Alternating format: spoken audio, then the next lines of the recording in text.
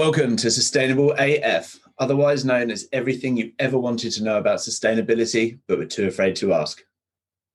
This series discusses the UN Sustainable Development Goals. In every episode, we're going to explore a particular goal, what it is, why it matters, and how we can address it. Every week, we're going to be looking more closely at the systems that underpin the way we live and try and work out where we can identify actions to take to change the world for better. This week, we're going to talk about SDG 6, the need for clean water and sanitation. If the pandemic has taught us anything, it's that access to soap and water for hygiene is critical to our survival. But water's been an issue for many years. The goal is that by 2030, we're going to ensure the availability and access of water and the sustainable management of water and sanitation for everyone. Sounds good to me. This feels like a story about the developing world, but because of the pandemic, in California, there are unpaid water bills of over $1 billion, and many people are currently at risk of having their water cut off. That's 1.6 million people are facing having their water shut off in California. Think about that. It's crazy. These people were okay when the state prevented from acting on shutoffs. But what happens when things return to normal and the crisis is over? Those debts still have to be paid, and some people just might not be able to afford to pay for them. Often by people who haven't been working because of the pandemic. People cannot live without drinking water, and they're not safe without access to water for hygiene. When you think about it, water is the most basic form of PPE. And there's a growing recognition of future scarcity amongst investors, with trading in water futures having started on the California exchanges. This is a complicated issue because on one hand, trading rights to access to water sounds like the beginning of a dystopian novel. At the same time, though, the idea of turning water from a public good into a tradable market good is intended to turn that commodity into an economic good and allow market forces to push more efficient management. Like most things, the proof is going to be in the pudding, and that's going to depend on how well the markets are realigned. If it's focused on profit above all, it could really become a problem. So let's take a step back and look at the big picture. There have been lots of overall progress, but in 2017, 2.2 billion people around the world still didn't have access to safely managed drinking water, while 4.2 billion people lack safely managed sanitation.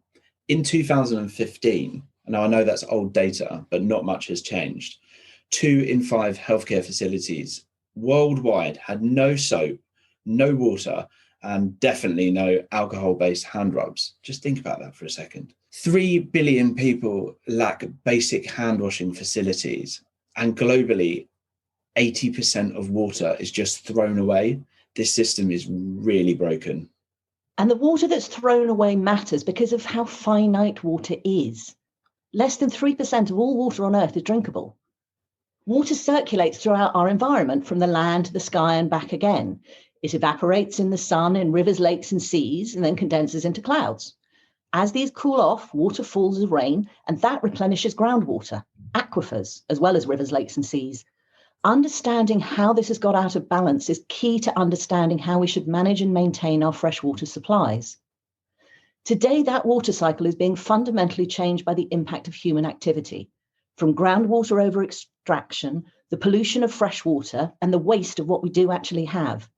It's affecting the fertility of land. It's causing desertification and flooding. Glacial melt is affecting land and the seas, although we will talk about this more in SDG 14, which is life underwater and all about the oceans. And when you think about it, what this really teaches us is the circular nature of how the environment works. Everything is reused and recycled and contributes in every elemental stage. If we are truly going to manage the water crisis, we need to think about every part of our economy in a circular way, just like nature. So if we look at the wider picture, with increasing challenges in weather patterns and the distribution of water, estimates have been made that water scarcity could displace 700 million people in the next 10 years. If you can't live where you were, where are you going to go? This is another symptom of a system that isn't working.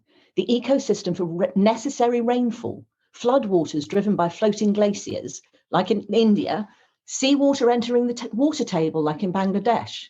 These are challenges that have to be faced and dealt with if we're going to manage the transition to the next stage of life on Earth.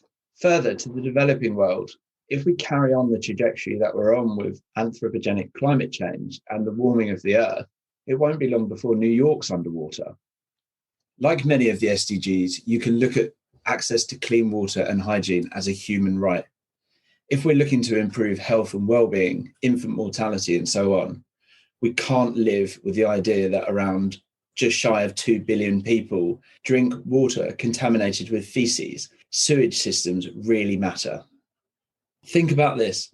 Around the world, over 80% of wastewater created by human activity is released into rivers and seas.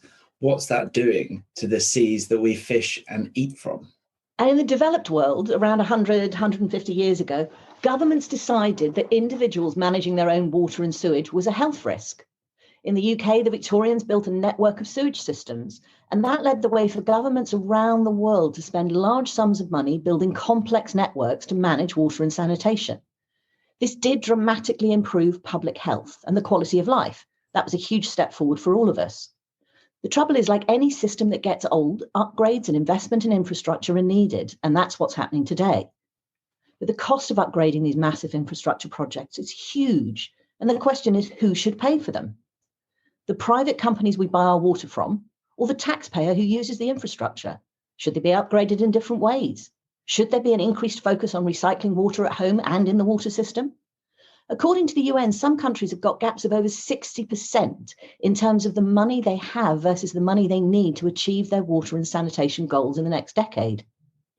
At present, all over the world, millions of gallons of hormones, feces, and other pollution is just dumped into the water system without any treatment, which add to the problem of water and sanitation-related diseases, are one of the major causes of death in the under fives. That's over 800 children a day die from diarrhea diseases linked to hygiene. That's crazy. So we know we need better infrastructure and management, the treatment of water. We need to prevent waste spillage and contamination.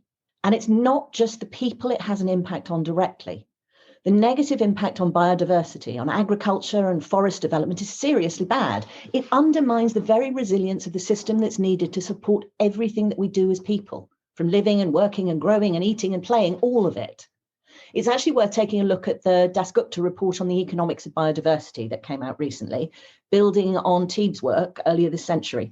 We need to find entirely new ways to measure wealth, understand return, and realign investment flows towards what we do want. We need to find a way of valuing nature in a different way. Absolutely. And if you think we have economic capital, we also have new classifications now. You have social capital, you have natural capital. When you start factoring these into asset classes and moving the world forward, it makes it a lot more interesting pricing nature into economic systems because they do have a value. We have to remember the costs that are incurred, not simply on the individual in terms of suffering or death, but the implications for society and the economy overall. Not investing in water and sanitation is reported to cost 4% of sub-Saharan Africa's GDP. If people can't work, if children can't thrive and learn, what happens to the economic engine of the economy? How do you expect to drive economic development if you've got no clean water? It doesn't make for a happy development pathway. So there's a lot we need to do. We need to firm up rules on pollution and discharge, but we also need to get sanitary facilities out to places where there's no infrastructure. Education in basic hygiene practices is needed. Look at how the maternal mortality rate in London in the 19th century was brought down when one doctor started washing his hands between patients. It seems so obvious to us now, but it had to start somewhere. At the same time, we need to protect freshwater resources for us to drink, to irrigate crops, to support biodiversity. But we also need to increase water efficiency and stop removing fresh water without considering consequences. It's really important to point out and understand that only 3% of water on Earth is considered freshwater, and 70% of that fresh water globally is used for irrigation and agriculture. Often, a lack of clean water means a corresponding lack of food because communities are unable to grow their own. About 84% of people who don't have access to clean water actually live on subsistence agriculture, which means they are completely dependent on growing their own food to survive. And When the climate changes and it makes it even more difficult in these zones to grow because they have less water, that means they have to move. So there are real issues that need to be overcome, not least of which is the belief that water is just something that everyone should have. But everyone pays for it somehow, whether that's in bills to Thames Water or in the 4 daily trips that young children can be taking to collect water from a communal well. Not just a loss of education, but in hours that an adult would have to spend instead. Children could get back to school instead of collecting dirty water all day or being sick from waterborne illnesses. Parents could find more time to care for their families, expand minimal farming to sustainable levels, and even run small businesses. We talked about sub-Saharan Africa and the impact of the loss of GDP. It's been estimated 40 billion hours a year are spent hauling water. That's a crazy number. If you just try to imagine the scale, that's as much as the annual labour undertaken by the workforce of France. That is a wholly unproductive use of time and the opportunity cost of time. So we're talking about consequences, and that means we're talking about externalities again. What damage will be done by particular activities, and how can that damage be made part of the cost of doing business? Above and beyond drinking water and sanitation, there are 2 key issues here, and that is industry and agriculture. So we need to think about the role of industrial mismanagement in extraction, pollution, and waste. Industry accounts for roughly 19% of global water withdrawals, while the agricultural supply chain for 70%. In terms of industrial activity, what we consume and how matters. I mean, I don't know if any of you know how much water it takes to make a cheap throwaway cotton t-shirt. Some estimates suggest it's over 27,000 litres. Do you know how much a human being needs to drink every day to stay alive? Between 2 to 4 litres, depending on their size. To meet basic needs and protect overall public health, around 50 litres is needed daily. I know it's not a straight exchange, but 540 people's drinking for every t-shirt. It's crazy. And the most frustrating thing is there are companies and manufacturers out there that are doing this with so much less water. The technology is completely available, and we're going to get into that. In terms of agriculture, access to water and retention of water are both completely critical. However, due to current global agricultural practices, billions of acres of land suffer from poor infiltration rates due to soil compaction and bare soil being abundant. This means very little water is retained in the ground and runoff is prolific, which causes a huge amount of erosion. That means masses of agricultural pollutants like chemical fertilizers run off the land as it crumbles away, taking not only precious nutrients from the ground, but then carrying it out to sea and creating dead zones like the Gulf of Mexico, where fish just can't survive because they've had the composition of the water completely changed, as well as, let's not forget, the floods and landslides that water runoff creates as it goes out to sea. So basically, farming is exacerbating this problem. However, there are some farming practices that allow for greater infiltration and therefore minimize flooding and runoff. And in turn, this reduces the need to water farms, fields using the public water supply. The thing we need to remember here is that the benefits of taking action can be incredibly positive and really large. There is a real impact that can be seen for every investment in water and sanitation. Every dollar invested generates around $8 worth of health, time, and productivity. The World Health Organization has calculated that for every dollar invested, there can be an economic benefit of up to $34. Clean water is a factor in poverty, health, inequality, education, energy, and food, because often energy takes water and water is needed to grow crops. So we have to find a way of balancing all of these different things. From an investment perspective, that is an absolute no-brainer. So we've highlighted and we know what the problems are, but what we really want to talk to you about today is how we find the solutions and what the solutions are. There are obvious advantages of people being hydrated and healthier, have access to clean water and sanitation, as well as hygiene. This is what's known collectively as WASH, which has a profound wider socio-economic impact, particularly for women and girls. When you address health, poverty, hunger, education, clean water and sanitation together, it sets up a really nice foundation for a sustainable development path. So how do we get to them? So there are really three main problems we're facing: the limited amount of water that exists on Earth, the balance between drinkable clean water and dirty water in places we don't want, like after floods, and how to build resilient infrastructure. The thing that really needs to be understood is that overall access to clean water is a global issue, but it's one that needs to be dealt with on a local level. It's individuals and communities that are affected. So clean water needs to be local. Recycling can be local, commercial and industrial, and then we've got to look at building out access to water, perhaps through desalination. Now, there are amazing technologies that can help out on the ground locally. In the US, a local water filtration system called the Water Box was set up to help people in Flint, Michigan, filter the lead out of their water. In Kenya, Magic Water generates water from humidity in the air. Apparently, there's 6 times more water in the air than there is in all the rivers on Earth. Obviously, that won't work in dry areas, and both of those systems need electricity to work, but it's an amazing opportunity. Totally. In terms of sanitation, some of the oldest ideas work best. Old societies used to have individuals that collected waste from our homes. In Tudor times, they were called gong farmers. However, this has been replicated. In Kenya, Sanitation provides toilets for individual homes. The waste is collected once a week, treated, and then is used as a biochar instead of tree charcoal. This keeps people so much healthier in really impoverished areas. It provides finance for operations in the sale of this biochar, and it also saves trees as well as being a low carbon fuel. It's awesome. So there's a great documentary which Alex introduced me to called Brave Blue World that talks about all the different technologies that already exist and the fact that we've got solutions to the water problems we face. The fact is that the challenge is not ingenuity and innovation, but politics and policies, enabling people to solve problems.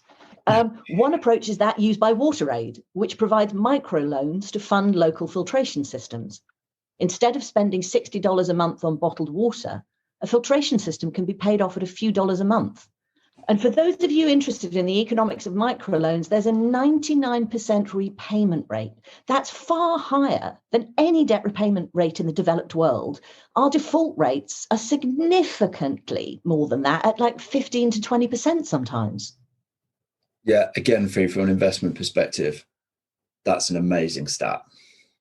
But there's so much more than creating and filtering local water. Recycling of water, whether that's through rainwater harvesting in buildings, which is basically free once you've set up that infrastructure, or water efficiency, which saves you money, whether you're a business or an individual, through energy use, which plays a hugely important role. Most of the water we use is discarded, and we have to start thinking about water in a different way and how you can interact that with energy, especially renewable energy. And this is actually really important when it comes to water treatment, because that's very energy intensive. But there's also issues about how we could actually perhaps attempt to refill aquifers. In Orange County in California, there are attempts to refill depleted aquifers with treated water because the natural processes of replenishing groundwater can't keep up with growing demand. The idea of recycling water has always fascinated me because mindset plays such an important role. I remember back in the 80s, the joke in London was that we had the cleanest water in the world as it had been through at least 27 kidneys. But yet in Australia, when it's recent drought, some residents were horrified at the idea of drinking treated sewage. They won't be going into space anytime soon. It's all about mindset. And if you think about somewhere like Mexico City that has a population of over 30 million, that city was built upon an aquifer. And as it's drained, the city is actually sinking into that aquifer. They really need to focus on getting that thing filled back up if they still want to live there. Now, we've talked a lot about nature and biodiversity, but what a lot of people don't realize is how important the lessons that we learn from nature are.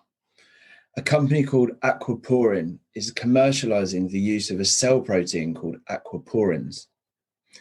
which are responsible for transporting and purifying water in all living cells.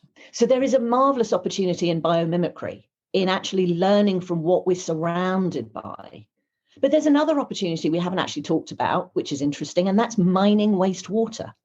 There's so much energy in wastewater, from organic matter to oxygen. It's often full of phosphorus, which is bad for sewage water because it encourages algal growth. But if you can extract it from sewage water, it can become a fertilizer. There's energy generated from wastewater too, whether that's by growing algae and turning it into biogas like Aqualia does, or taking a different approach. There are really interesting ways that we can keep water within the economic life cycle. And fundamentally make money from a waste product, which has got to be interesting to anyone. We can also look at improving the water use in manufacturing, and this is a really important one. That can be driven by government dictates about preserving water, of preventing pollution, but the innovation is needed to achieve the goals.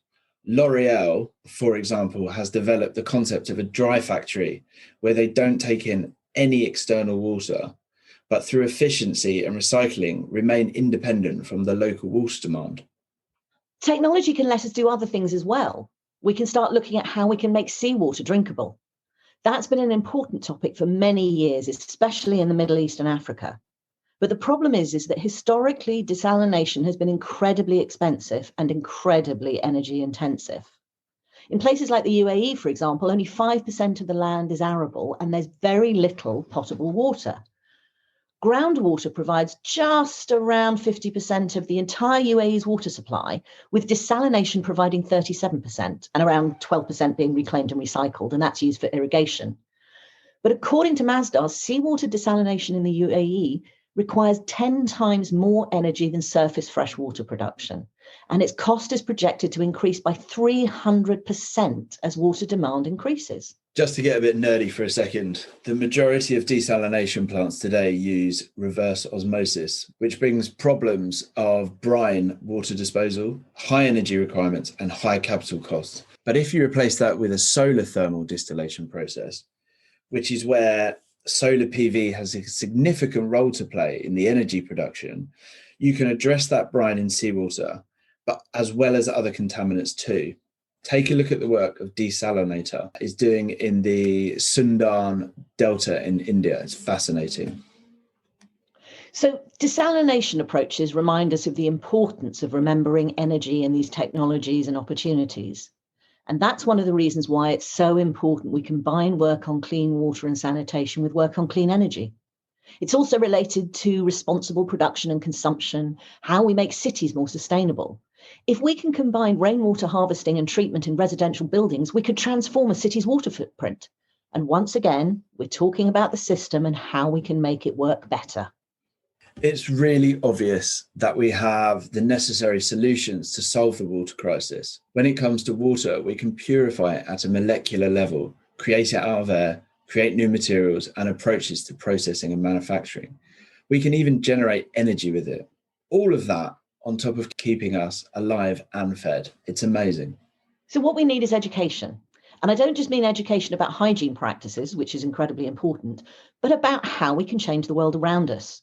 Storytelling is really important. We need really high levels of public engagement and awareness of regional water supply and wastewater treatment issues. They may not sound exciting, but they're really important.